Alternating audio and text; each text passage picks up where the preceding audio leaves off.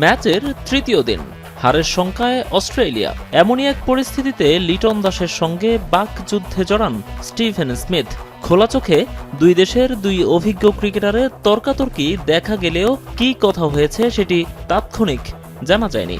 অবশেষে স্ট্যাম্প মাইক্রোফোনের কথা শুনে সেটি ফাঁস করেছে ফক্স ক্রিকেট, আর তাতে ফুটে উঠেছে বাংলাদেশের চোখে চোখ রেখে জবাব দেওয়ার চিত্র। দ্বিতীয় ইনিংসে অস্ট্রেলিয়াকে বাঁচানোর মিশনে নেমেছিলেন স্মিথ। এ সময় তাইজুলের করা বলে কট বিহাইন্ডের আবেদন জানায় বাংলাদেশ। আম্পায়ার সে আবেদনে সাড়া না দেয়ায় রিভিউর কথা ভাবছিলেন লিটন শান্তরা। তখনই চিরায়ত ঢঙে স্লেজিংয়ের চেষ্টা চালান স্মিথ। লিটনকে লক্ষ্য করে রিভিউ নিতে বলেন। লিটনও পাল্টা জবাব দিয়ে স্মিথকে নিজের কাজে মনোযোগী হতে বলেন। এর কিছুক্ষণ পরই মেহেদী মিরাজের বলে ফিরতি ক্যাচ দিয়ে সাজঘরে ফেরেন স্মিথ, আর তাতে অনেকটাই নিশ্চিত হয়ে যায় অস্ট্রেলিয়ার হার।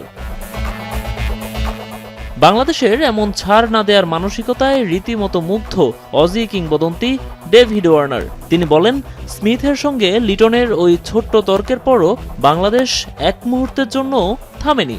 এটি অবিশ্বাস্য ব্যাপার। তারা নিজেদের উপর বিশ্বাস রেখেছিল এবং জয়ের জন্য ক্ষুধার্ত ছিল।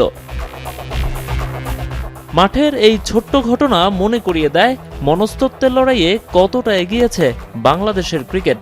সাফল্য পেতে মনের জোর থাকাটা কতটা গুরুত্বপূর্ণ তার প্রমাণও। নোমান আব্দুল্লাহ, এখন।